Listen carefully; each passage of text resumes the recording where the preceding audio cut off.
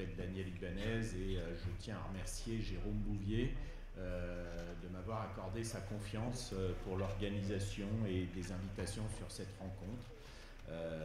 Et je vous propose de commencer, je me représenterai un petit peu plus longuement après. Agnès Naudin.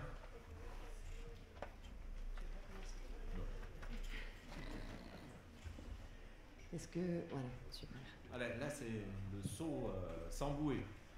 Alors, moi, je m'appelle Agnès Naudin. Je suis Agnès Naudin, comme on dit.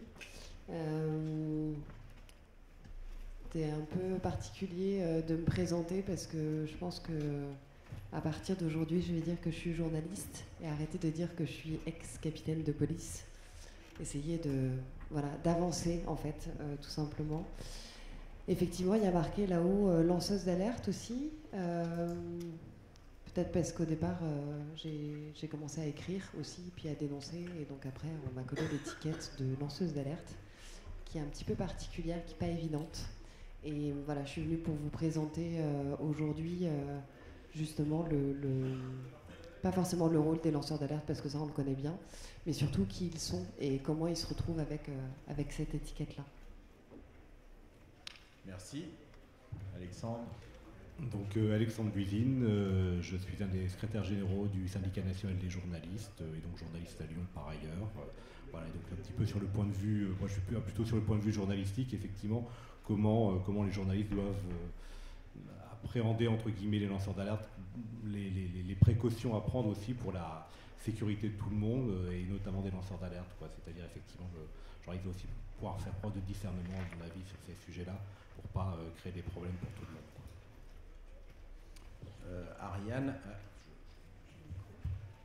Bonjour, donc Ariane Denoyel, je suis journaliste indépendante et responsable de la filière presse écrite de l'école de journalisme de Grenoble, comme il est écrit là. Je travaille avec des lanceurs d'alerte essentiellement dans le domaine de la santé et particulièrement du médicament. Et à partir de leur révélation, j'ai notamment sorti un livre en 2021 sur les dangers de certains psychotropes. J'avais cru qu'on allait tenir 20 minutes là sur les présentations. Je vois que tout le monde... on sent... Ah oui. Très important. Donc, depuis 5 ou 6 ans, je ne sais même plus, l'école de journalisme de Grenoble emmène sa promo de presse écrite web, donc une douzaine d'étudiants, pour couvrir les rencontres des lanceurs d'alerte organisées par Daniel notamment. Donc, il réalise un magazine en presse écrite qui est distribué aux rencontres. Et puis, ils couvrent les rencontres en audio. Donc, c'est l'occasion pour eux de vraiment cultiver leur réseau et puis effectivement d'avoir accès à des personnalités qui sont en général très difficiles à joindre pour des étudiants en journalisme dans le cadre de travaux entre guillemets normaux. Alors, moi, je suis donc Daniel Ibanez et de fait, je suis le cofondateur et l'organisateur des rencontres annuelles des lanceurs d'alerte depuis 2015. Ces rencontres ont accueilli entre 450 et 500 intervenants, journalistes, auteurs, chercheurs, lanceuses et lanceurs d'alerte, bien évidemment. Et l'objet de ces rencontres, c'est à la fois d'échanger sur la question de l'alerte, de faire progresser peut-être un petit peu ces questions d'alerte et les définitions. Les définitions, parce que chacun a un petit peu sa définition sur le lanceur d'alerte. Voilà, donc on travaille beaucoup avec Francis Château-Renaud, que je salue ici, parce que c'est lui qui, en 1999, a, pour la première fois, écrit et fait émerger l'expression lanceur d'alerte en 1999, après un travail de 95 à 98 d'enquête. Et donc c'est quelque chose qui n'est pas récent.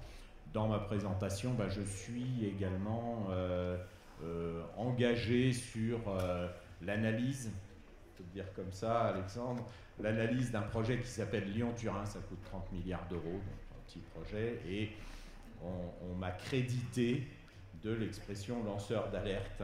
Je le dis dans ce sens-là parce que c'est un petit peu finalement ce que disait Agnès à l'instant. On m'a collé l'étiquette, tu as dit tout à l'heure, et donc voilà, c'est quelque chose d'important peut-être dans la relation lanceuses et lanceurs d'alerte et journalistes. La deuxième chose, c'est que je suis engagé également sur des questions environnementales. notamment avec la rédaction d'un projet de proposition de loi sur le financement à 100% des travaux de réduction de consommation d'énergie des bâtiments, etc. Voilà. Et donc, je suis très attaché à ce titre-là aux droits fondamentaux. Et on aura tout à l'heure l'occasion d'en parler. Je vous demanderai à toutes et tous d'être vigilants si quelqu'un a son téléphone en route, parce qu'à 11h30, et je salue à nouveau la perspicacité de Jérôme Bouvier ici, qui a réussi à placer cette rencontre sur les lanceuses et lanceurs d'alerte pile au moment où la décision sur Julian Assange tombera à 11h30. Je ne sais pas comment ils ont fait, mais vraiment bravo pour cette organisation. Voilà, alors finalement ça va beaucoup plus vite, 5 minutes à 4, là on voit qu'on a compté les signes et même les espaces. Oui, on peut reprendre. Je vais reprendre. Alors, quand j'étais petite, je voulais être policier depuis toujours, donc je n'ai jamais voulu être une lanceuse d'alerte. Je pense qu'aucun des lanceurs d'alerte d'ailleurs ne s'est imaginé un jour l'être ou en tout cas l'incarner. Et quand je suis rentrée dans la police aussi, j'y suis rentrée parce que la veuve, l'orphelin, le public, le citoyen, etc. Et j'ai fait un parcours à peu près, je ne veux pas dire sans faute, parce que c'est souvent après coup qu'on se rend compte qu'il s'est passé des choses dont on n'avait pas forcément conscience sur le moment. Et en fait, je dirais que ma carrière de lanceuse d'alerte a démarré très très tôt sans que je le sache. Parce que tout simplement, les lanceurs d'alerte... Du coup, je commence, j'y vais. Wow. J'enchaîne. Quand on m'a demandé de quoi je voulais parler ici aujourd'hui, je me suis dit que le plus simple, c'était de présenter, on va dire, ce que j'appelle moi les traits communs des lanceurs d'alerte. Il n'y a pas eu de recherche là-dessus encore aujourd'hui sur ces personnalités-là. Mais pour en avoir rencontré beaucoup depuis, notamment la sortie du dernier livre qu'on a écrit avec Fabien, ici présent dans la salle, sur Police, la loi de l'Omerta, on en a rencontré beaucoup, et pas seulement que dans la police. Et en fait, quand on étudie les parcours, et au-delà des parcours, les personnalités, une des choses qui est, le premier trait commun, c'est une aversion très profonde à l'injustice. Et aussi, mais dans une proportion assez moindre, à l'incohérence. Parce que l'incohérence, on peut s'en satisfaire, mais à un moment donné, quand l'incohérence aboutit sur de l'injustice, là c'est trop, et on peut pas et on peut plus. Et donc, de manière naturelle, quand il y a des situations qui se présentent et qui sont donc incohérentes et qui ont des conséquences qui deviennent injustes pour certains ou pour d'autres, pour vous comme pour nous, entre guillemets, en tant que policiers, une des choses premières que l'on fait, c'est de se dire tiens, ça va pas, comment est-ce qu'on peut le changer ? Et quel que soit le niveau où l'on est, comme je ne suis pas présidente de la République, du coup, je n'ai pas la capacité de changer les choses. Donc, qu'est-ce qu'on fait ? On réfère ça au supérieur, à celui qui, normalement, est en capacité de nous donner des solutions et de trouver ou des portes de sortie ou de trouver des solutions pour que nous, en tant que policiers, et moi, en premier lieu, parce que je suis capitaine de police, donc je suis officier. Donc, quand je rentre dans l'école des officiers de police, et qu'on me demande en gros un officier à quoi ça sert, pour moi un officier ça sert à faire en sorte que les gardiens de la paix qui sont sous notre responsabilité, alors il y en a qui disent sous les ordres, moi je préfère dire sous notre responsabilité, que ces gens-là puissent eux faire leur métier de manière alors je ne vais même pas parler de bien-être parce que on est tellement loin de ça qu'on va juste parler de faire le métier en toute sécurité et leur permettre de leur donner tous les outils et les moyens pour qu'ils puissent, eux, faire les missions qui leur sont confiées. Et donc, en tant qu'officier, forcément, quand il y a des dysfonctionnements, on les remonte. Et puis, on les remonte. Alors, on voit bien que par moments, ça coince, parce que en école d'officier, on nous apprend deux choses. La première, c'est le pas de vague. Ça, c'est un mot qu'on entend partout, et je pense dans toutes les administrations. Donc le pas de vague, et pour nous, ça s'applique un peu aux policiers, c'est que la meilleure arme du policier, c'est son stylo. Et moi, quand on m'apprenait ça en école, quand on me disait ça, et c'est souvent les anciens d'ailleurs qui me le disaient, je comprenais pas bien, parce que moi j'avais une arme au ceinturon, j'avais pas du tout un stylo. Et j'ai compris bien plus tard, effectivement, quand j'ai découvert que les premiers à faire des faux publics, des écritures en faux, enfin des faux procès-verbaux, c'était les policiers. j'ai mieux compris la meilleure arme du policier, c'est son stylo. Et de ce fait, quand on remonte un peu les problématiques qu'on a, plus on monte, et dans la chaîne hiérarchique, je veux dire, plus on alerte. Alors en fait, c'est pas on n'alerte pas, on est simplement en train de dire il y a des choses qui ne fonctionnent pas, il faudrait trouver des solutions. Ça, c'est le début de tous les lanceurs d'alerte. Et en fait, donc on passe pour les empêcheurs de tourner en rond, les emmerdeurs. Je crois que les premières réactions que j'avais, c'est oui, mais de toute façon, c'est comme ça et c'est pas autrement. C'est comme ça, on va pas changer. Donc même si c'est comme ça depuis 40 ans, on changera pas. Voilà, donc on essaye autant que faire se peut de trouver du coup soi-même des solutions, sauf qu'il n'y en a aucune qui est mise en place. Et puis progressivement, soit on va vous mettre tranquillement au placard sans que vous vous en rendiez compte, soit à un moment donné, c'est même le groupe qui va se retourner contre vous parce que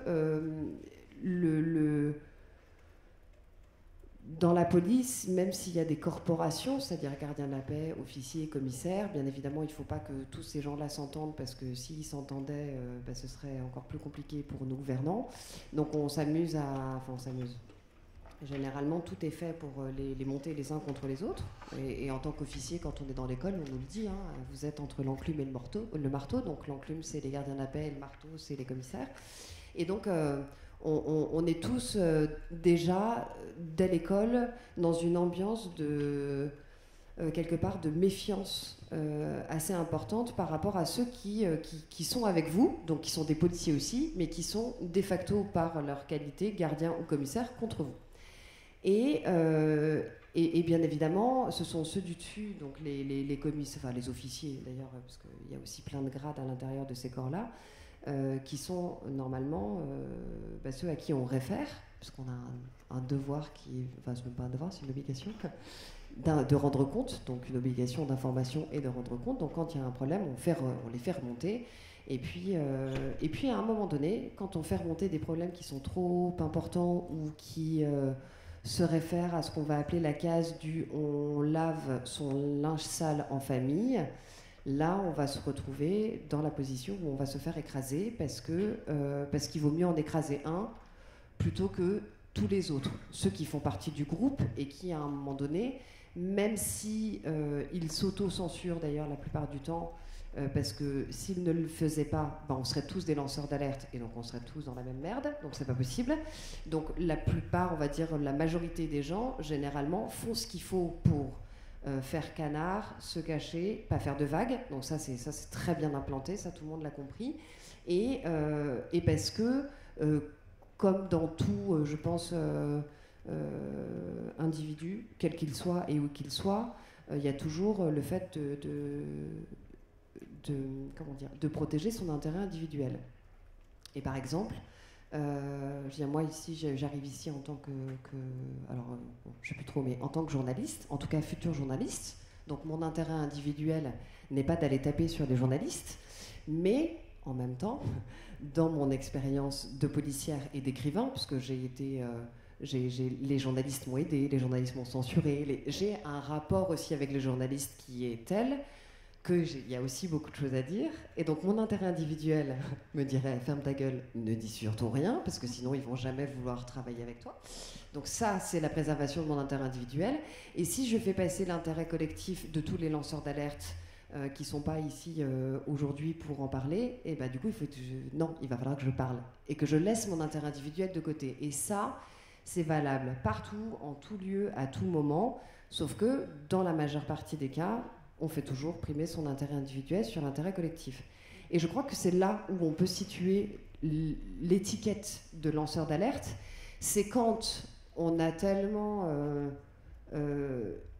vécu, entre guillemets, une injustice dont on ne se rend pas forcément compte, mais que l'incohérence a entraîné des conséquences qui a entraîné une injustice qui est tellement forte qu'on n'a plus le choix, on ne peut plus faire retour en arrière. Et c'est à ce moment-là que l'intérêt collectif finalement vient parachever, on va dire, cette situation dans laquelle on se met ou dans laquelle on nous a mise aussi, parce que c'est les autres qui nous emmènent quelque part vers ça. Et souvent, on me dit, vous avez beaucoup de courage. Et en fait, je me dis, ou beaucoup d'insouciance et de conneries. parce qu'on ne se rend pas compte de ce que l'on fait, parce que ça nous paraît normal et ça nous paraît naturel, et qu'il y a un moment donné où à l'inverse, nous, on ne comprend pas pourquoi les autres ne font pas la même chose. Et puis là, après, il y a des problèmes qui arrivent en cascade, qu'on n'avait pas forcément imaginé, et notamment pour moi jusqu'à la révocation. Donc j'avais déjà l'étiquette de lanceuse d'alerte depuis un petit moment, et que même le jour où ils m'ont révoqué, je ne m'attendais toujours pas à ce qu'ils le fassent. Parce que même légalement parlant, je serais peut-être la première flic de France qui est révoquée pour une violation du secret professionnel. Donc, même en ayant ce regard-là sur ce qui a été dit et il y a un gros travail pour moi aussi après, c'est-à-dire d'enlever cette part de naïveté, de se dire ok, il y a une injustice. On a souvent tendance à se remettre en question, même pas souvent, tout le temps. C'est-à-dire est-ce que je suis pas subjective? Est-ce que je suis pas en train de devenir folle? Est-ce que toutes ces questions-là, on passe notre temps à se les poser? Et finalement, on finit par se rendre compte que non, on n'est pas fou, mais quand on a discuté avec plein de lanceurs d'alerte et qu'on se rend compte que c'est la même chose pour eux aussi. Ou alors on est beaucoup à être fou. Agnès, je te propose de passer la parole à Alexandre, peut-être qu'il veut aussi compléter un petit peu la présentation. De toute façon, on va revenir avec Nassira tout à l'heure sur la présentation. Non, mais moi je trouve le propos très intéressant parce qu'effectivement, pour le coup, à mon modeste niveau, je me reconnais dedans en tant que militant syndical en fait. C'est-à-dire que oui, l'intérêt personnel amènerait de temps en temps pour pas avoir de soucis ou dans son entreprise ou ailleurs de se taire. Et puis l'intérêt collectif, la volonté d'informer et la qualité de l'information qui peut être délivrée, elle amène les militants syndicaux de la même manière effectivement à ne pas fermer leur gueule, à prendre un mandat dans une entreprise, etc. etc. Donc effectivement, je comprends assez largement le propos sur effectivement la notion d'intérêt collectif et d'intérêt individuel.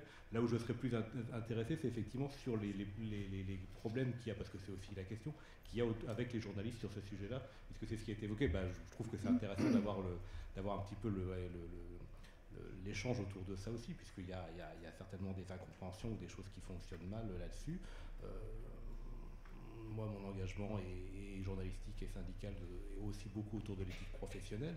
Donc je pense qu'effectivement, elle peut avoir des réponses dans pas mal de cas sur la manière de traiter des informations, sur ce qu'on peut faire et pas faire, sur comment on prend en compte effectivement des cas comme ceux qui peuvent être évoqués par des lanceurs d'alerte, de ne pas aller au scoop pour le scoop et effectivement d'avoir cette capacité de recul pour un moment, ne pas mettre en danger non plus la personne, parce que bon, là il y a la question derrière, il y a une appelée pierre angulaire de la liberté de la presse, effectivement, c'est la question de la protection du secret des sources, et bon, elle prend tout son sens avec les lanceurs d'alerte, évidemment, qui révèlent des choses qu'ils n'auraient pas révélées, en tout cas donc la capacité pour le journaliste à protéger ses sources d'un côté, et on pourrait espérer quand même que cette loi sur la protection du secret des sources puisse s'étendre au-delà du journaliste. Aujourd'hui, elle est obtenue pour le journaliste.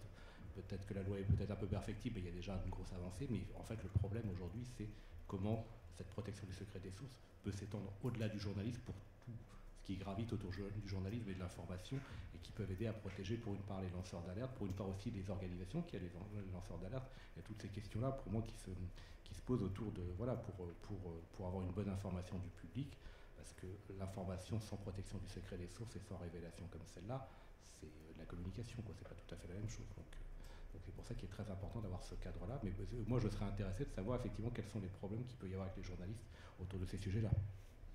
Ouais, je crois que la question qui est posée sur cette rencontre, comment travailler ensemble, lanceurs d'alerte et journalistes, a été posée parfaitement par Agnès, qui a donné des exemples et qui a posé les questions, et par Alexandre. Je te propose, Ariane, de reprendre la parole aussi pour continuer. Moi, je voudrais rebondir sur la notion d'esprit de corps, parce que c'est vrai qu'en tant que journaliste, j'ai par exemple affaire régulièrement à des médecins et psychiatres lanceurs d'alerte qui disent tel médicament, tel psychotrope provoque des suicides, ruine la vie sexuelle, provoque des dépendances terribles, et ça n'est pas connu des autres. Mais à partir du moment où ils disent ça, la profession en général fait bloc contre eux et vraiment les rejette. Et donc après, moi, en tant que journaliste, j'arrive auprès d'une rédaction, je suis indépendante, donc je dois convaincre à chaque fois que si, c'est un bon sujet. Et on me dit, ouais, mais ton gars, en fait, c'est un peu un franc-tireur, tu vois, les autres, ils pensent que en gros, ce qu'il dit, c'est pas bien sérieux. Donc, à chaque fois, le travail est à refaire, de réexpliquer que le médicament, c'est pas du tout transparent, ni en France, ni en Europe, ni dans le monde, qu'il y a un poids de l'industrie qui est tel qu'on ignore la plupart des effets indésirables, et que l'efficacité est souvent très survendue. Enfin, il y a tout un travail de pédagogie, entre guillemets, qui est complètement à refaire à chaque fois, pour chaque rédaction, pour chaque sujet. Donc, les lanceurs d'alerte, oui, c'est difficile après entre guillemets, là, c'est presque les vendre aux rédactions. Mais en fait, là où je ne suis pas sûre d'avoir compris le lien entre la protection du secret des sources et le lanceur d'alerte, c'est qu'un lanceur d'alerte, par définition, déjà, il a parlé de manière officielle. Donc, on ne cherche pas forcément à le protéger à partir du moment où il a fait, où il apparaît dans l'espace public. La problématique du lanceur d'alerte, c'est qu'avant de devenir lanceur d'alerte, il s'est déjà attaqué, il a déjà pris le mur de l'administration en face. Donc ça veut dire qu'il est de facto dans déjà, on peut commencer par les procédures Bayon. Donc ça, je sais qu'il y a une autre conférence là-dessus, donc je ne vais pas rentrer dans les détails. Mais en gros, ça veut dire qu'il y a toute une machine qui se met en route contre la personne pour décrédibiliser sa personnalité, pour décrédibiliser son discours, par là même, parce que d'abord, on s'attaque à la personnalité, et ça c'est un truc qui est très commun, et dans les médias aussi.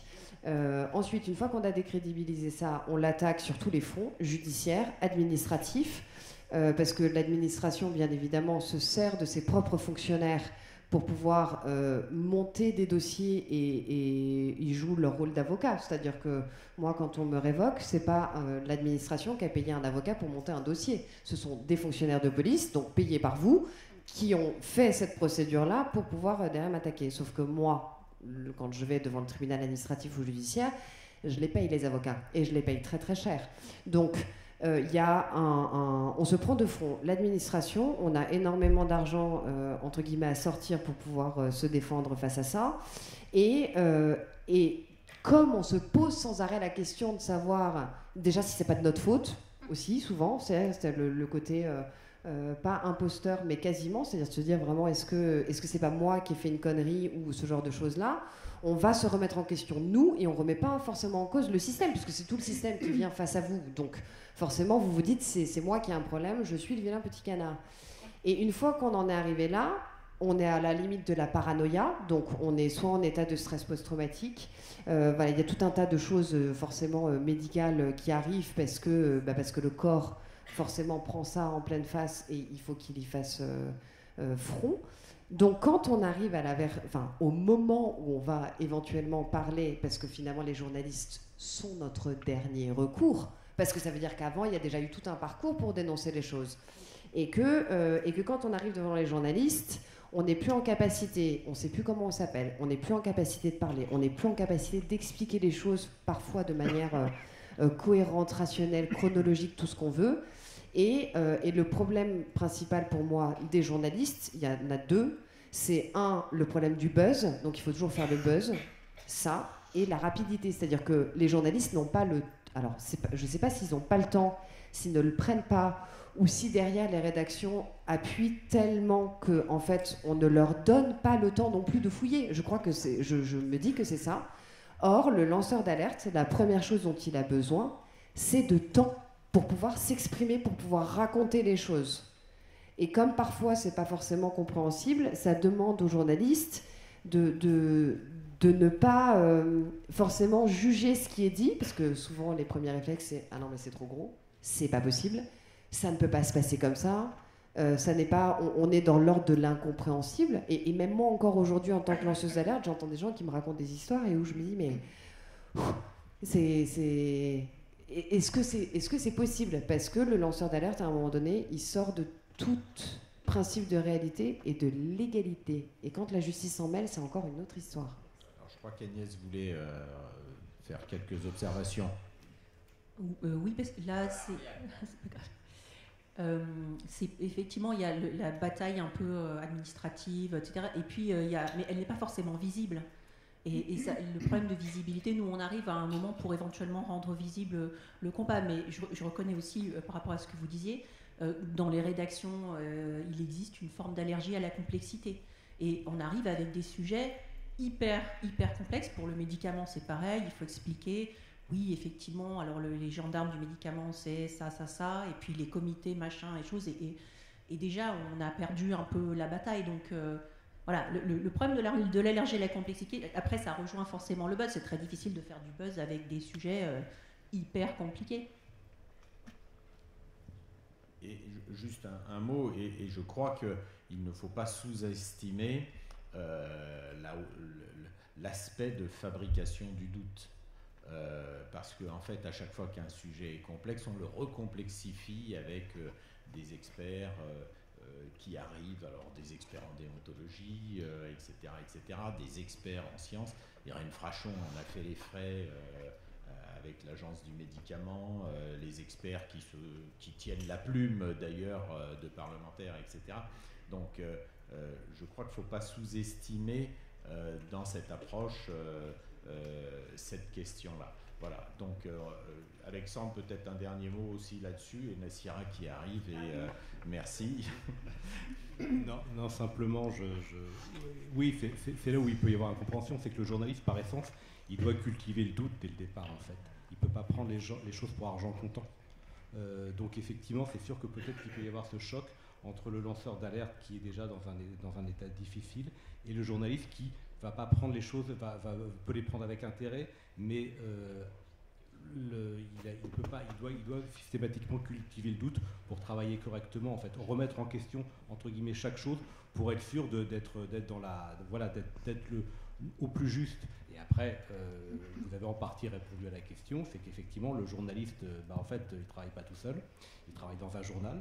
Il y a une hiérarchie à convaincre, il y a un média à convaincre ou une hiérarchie à convaincre. Charte d'éthique professionnelle du journaliste, il ne peut son exercice demande du temps et des moyens, quel que soit le support.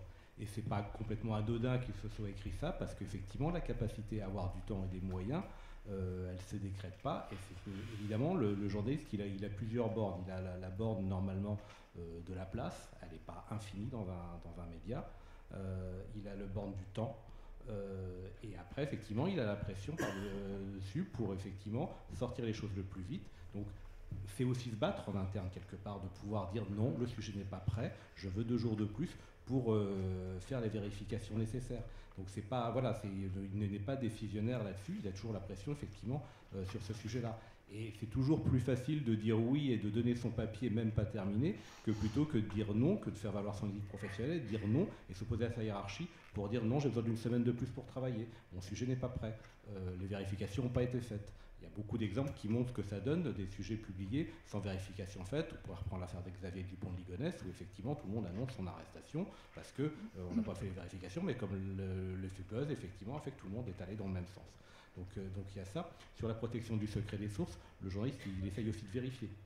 Donc c'est-à-dire que, bien sûr, donc c'est pour ça qu'effectivement au-delà du lanceur d'alerte, alors déjà je pense qu'il doit vérifier que le lanceur d'alerte a bien passé toutes les étapes prévues par la loi pour avoir le statut de lanceur d'alerte. Enfin, c'est quand même pas anodin, c'est-à-dire de ne pas griller quelqu'un qui s'auto-proclamer lanceur d'alerte sans avoir donc vérifier déjà qu'effectivement il ne se met pas déjà en danger en voulant rendre public quelque chose alors qu'il n'a pas franchi les étapes prévues par la loi pour avoir disposé du statut de lanceur d'alerte. Donc ça c'est important.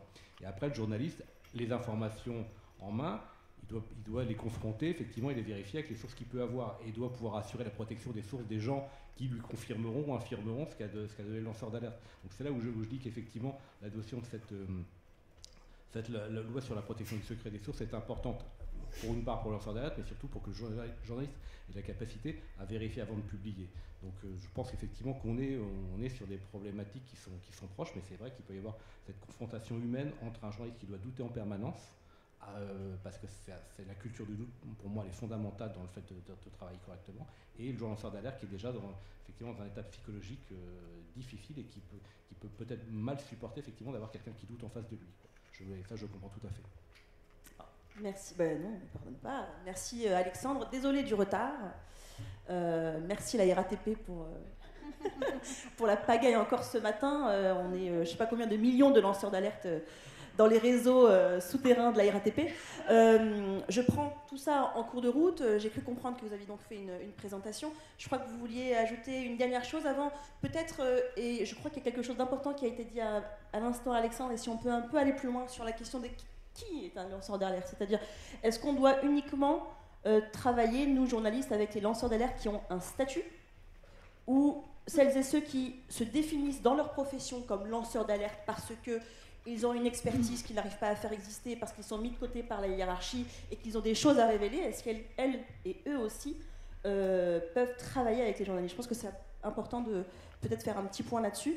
Mais Ariane, je crois que vous vouliez rajouter quelque chose. C'était sur la question de la vérification, parce que je constate que nous, journalistes, avons parfois du mal à bien saisir à quel point parfois les régulateurs d'un système sont dysfonctionnels. Je ne sais pas pour l'IGPN par exemple, hein, mais en tout cas en santé, moi ça me navre quand je vois que le fact-checking des journalistes consiste à demander à la Haute Autorité de Santé ce qu'elle en pense, à l'ANSM, l'Agence nationale de sécurité du médicament, éventuellement à l'Agence européenne, comme si ces organismes étaient nécessairement complètement exempts de conflits d'intérêts.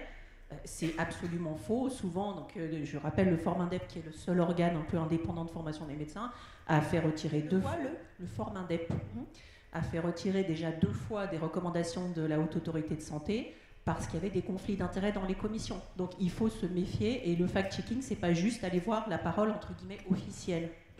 Ce qu'on appelle le journalisme de préfecture. Voilà. Est-ce que Agnès, on peut... Ou de l'AFP. Ou de l'AFP, parfois. Mais parfois aussi faisons la différence entre les journalistes qui travaillent dans une rédaction et qui ne travaillent pas tous de la même manière. Mais sur la différence à faire entre qui a la vocation à être le lanceur d'alerte et qui a vocation à travailler avec les journalistes pour révéler des informations. Tu disais tout à l'heure que il y avait cette question du statut. Ça se discute quand même, hein. Pour quelqu'un, oui, non, mais je parlais dans le cadre de quelqu'un qui s'annonce comme lanceur d'alerte, enfin qui s'annonce auprès du journaliste comme lanceur d'alerte. Je dis que pour moi, la première chose pour le journaliste, c'est de vérifier qu'effectivement, non pas qu'il ait le statut de lanceur d'alerte, mais c'est-à-dire qu'effectivement, il a bien rempli la procédure qui le protégerait. Et si c'est pas le cas, c'est pas pour ça. Toute source est bonne, en fait. Il ne s'agit pas de dire des lanceurs d'alerte ou pas les lanceurs d'alerte. Toute personne qui viendra apporter une information qui peut paraître crédible, quelles que soient ses motivations pour apporter ces informations, il faut faire attention de ne pas se faire instrumentaliser. Mais les personnes totalement désintéressées, c'est pas fréquent non plus. Les personnes ont toujours intérêt à venir révéler quelque chose. Il faut juste savoir si effectivement la révélation est plus importante que l'intérêt que va en tirer la personne, si on se fait pas dans quelle mesure on se fait manipuler, jusqu'où. Donc ça, c'est une première chose. Et après, moi, toute source est importante là-dedans. Et à partir du moment où la personne est ou pas lanceur d'alerte, et en tout cas n'a pas coché les cases de la loi pour faire simple, effectivement, c'est d'autant plus là qu'il faut protéger ses sources, c'est-à-dire que la personne ne soit pas mise en avant, justement. C'est ça. Il ne s'agit pas de... Si elle n'a pas rempli toutes les cases lanceur d'alerte prévues par la loi, c'est pas pour ça qu'il faut la discréditer et la mettre de côté, mais simplement, effectivement, ça demande aux journalistes à prendre des précautions, c'est-à-dire minimales, enfin pas minimales, maximales, pour protéger la personne, en fait, et bien lui faire comprendre les risques qu'elle prend à ce que les choses soient révélées et les conséquences que ça peut avoir. Cette notion-là, je pense qu'elle est quand même, moi, éthiquement très importante, c'est-à-dire que c'est pas révéler les choses à n'importe quel prix, c'est-à-dire qu'à un moment, il faut bien que la personne ait conscience des conséquences que va avoir la mise sur la place publique de ça. Tout le monde n'a pas forcément conscience de ce qu'est l'essorage médiatique quand il peut arriver. Donc il ne faut pas que la personne soit trompée par rapport à ça. Moi, humainement et éthiquement, ça me paraît extrêmement important. C'est intéressant, c'est sur les risques à prendre et à mesurer en tout cas. Agnès, vous, dans votre cas, est-ce que vous avez eu l'impression que les journalistes avec lesquels vous avez pu collaborer pour mettre en avant les révélations que vous faisiez avaient pris les précautions nécessaires, à la fois pour vous-même et pour la crédibilité du témoignage et des révélations faites? Alors, ça c'est peut-être ma particularité, c'est que avant d'être lanceuse d'alerte, j'ai été écrivain. Et justement, la violation du secret professionnel, c'est-à-dire le livre sur lequel on m'attaque, c'est le premier dans lequel je dénonce rien du tout. Donc en fait, moi je fais mon entrée dans l'espace médiatique sur un livre qui parle de la brigade des mineurs, c'est-à-dire là où j'ai travaillé, et où je raconte comment ça se passe en brigade des mineurs. Mais je ne critique rien à ce moment-là. Donc je ne suis pas du tout une lanceuse d'alerte, je suis juste une flic de brigade des mineurs qui devient auteur. Et donc, de ce fait, mon premier rapport aux journalistes a été une médiatisation qui s'est très bien passée, parce que le ministère de l'Intérieur ne l'a pas censuré. Et donc, il n'y a pas eu de problème, on m'a laissé... oui et non, parce qu'en réalité, ils étaient d'accord pour que je parle à la radio et que j'aille dans la presse écrite, mais ils m'avaient dit pas à la télé. Et en fait, une bonne âme du service de communication de la préfecture de police de Paris m'a dit, mais en fait, arrête de leur demander l'autorisation, toi, tu as juste l'obligation de les informer. Donc moi, je me suis dit, très bien, j'arrête de demander l'autorisation, et du coup, je les informe. Ça leur a pas plu, parce que du coup, j'y suis allée, alors que de manière, entre guillemets, officieuse, j'avais pas forcément leur aval. Donc, mais ça, je l'ai fait encore une fois parce que à ce moment-là, je dénonçais rien. Donc en fait, je voyais pas je voyais pas ce que je craignais. Sauf que juste le fait d'être un mouton qui se balade tout seul dans le champ d'à côté, déjà ça en soi, c'est un problème.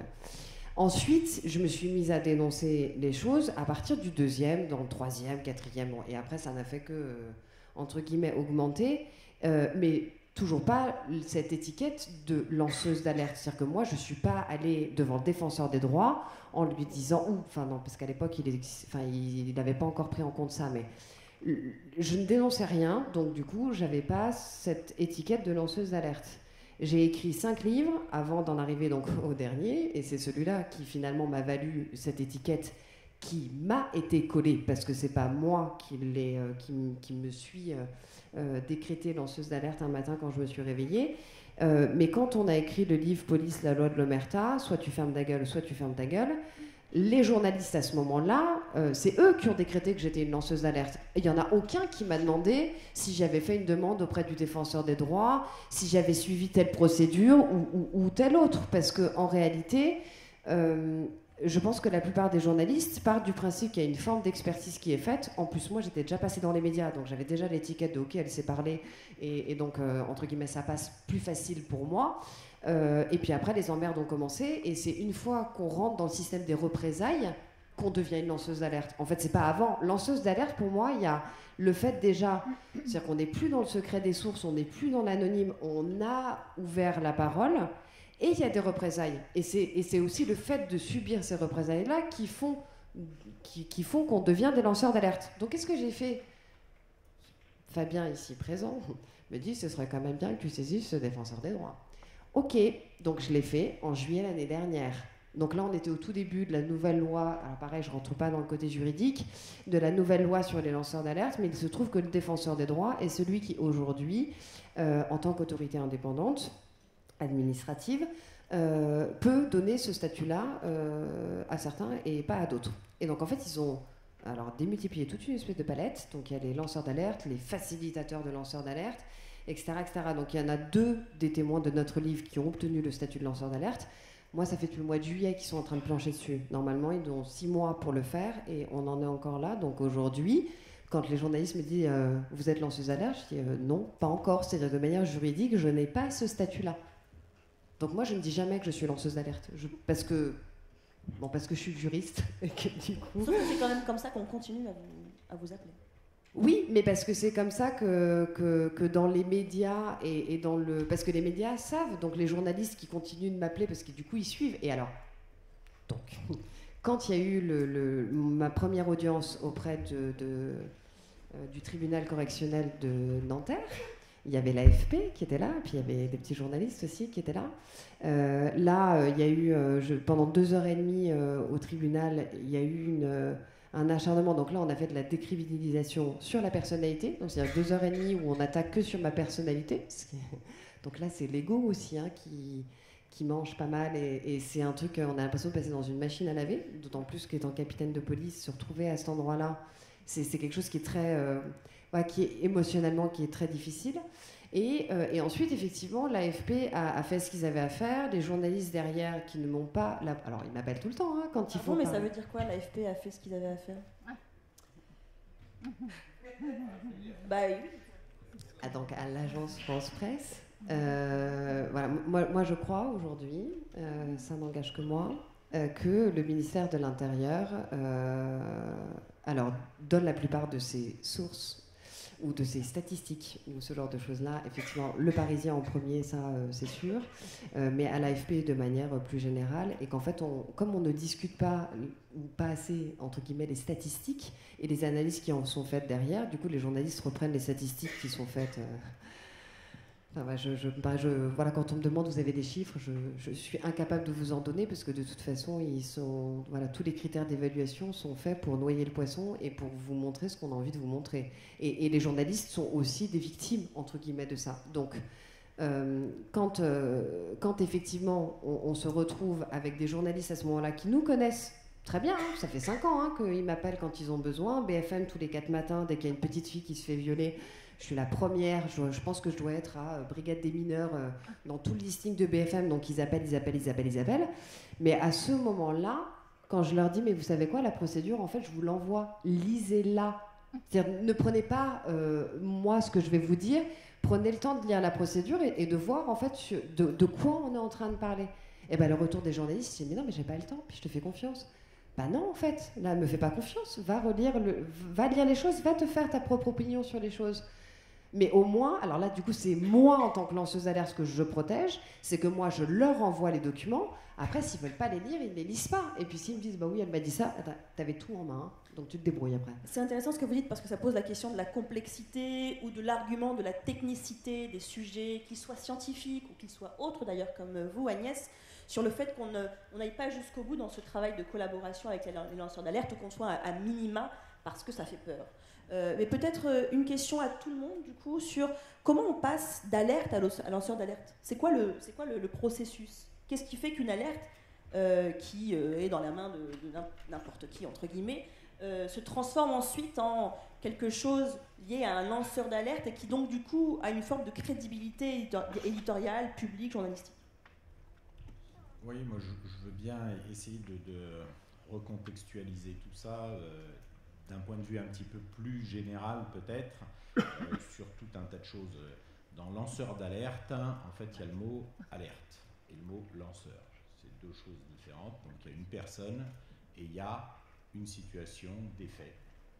Et une alerte, par définition, est quelque chose qui revêt un niveau de gravité important, sinon c'est une information. Donc, clairement, il faut bien considérer ça. Alors, on a parlé beaucoup de la loi de protection des lanceurs d'alerte, qui est en fait une retranscription de la directive européenne de protection, non pas des lanceurs d'alerte, je le dis, parce que tout le monde dit c'est la directive de protection des lanceurs d'alerte, c'est la directive de protection des personnes révélant des infractions aux droits de l'Union. Ce qui veut dire finalement que le droit de l'Union est infaillible, ce dont je doute personnellement. Donc, je vous dis ça parce que quand vous prenez les considérants de cette directive européenne, en Italie, ça se dit informatori, c'est-à-dire indicateur. En Espagne, ça se dit denunciantes, c'est-à-dire dénonciateur, comme quoi, vous voyez, tout le monde n'a pas tout à fait la même chose sur je crois qu'il y a quelque chose sur Julian Assange, c'est ça? Oui, la justice accepte que Assange fasse appel de son extradition. La justice